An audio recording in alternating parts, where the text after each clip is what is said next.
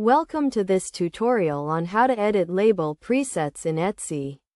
Label presets are a useful tool for sellers to streamline their shipping process and make it more efficient. In this guide we will walk you through the steps to edit label presets.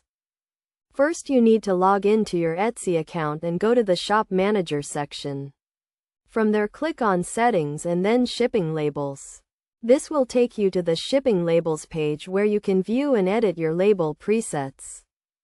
To edit a label preset, click on the Edit button next to the preset you want to change.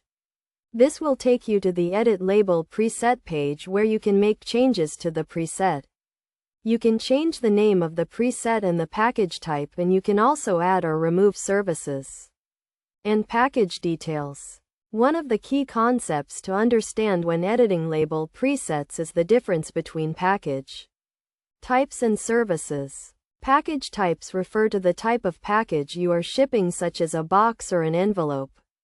Services refer to the shipping options you offer to your customers, such as standard or expedited shipping. When editing a label preset, it is a good idea to use a descriptive name for the preset so you can easily identify it later. You should also make sure to save your changes after you have edited the preset.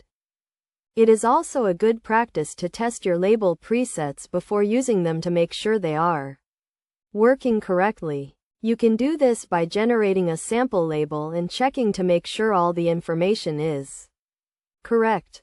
In conclusion, editing label presets in Etsy is a straightforward process that can help you streamline your shipping process and make it more efficient.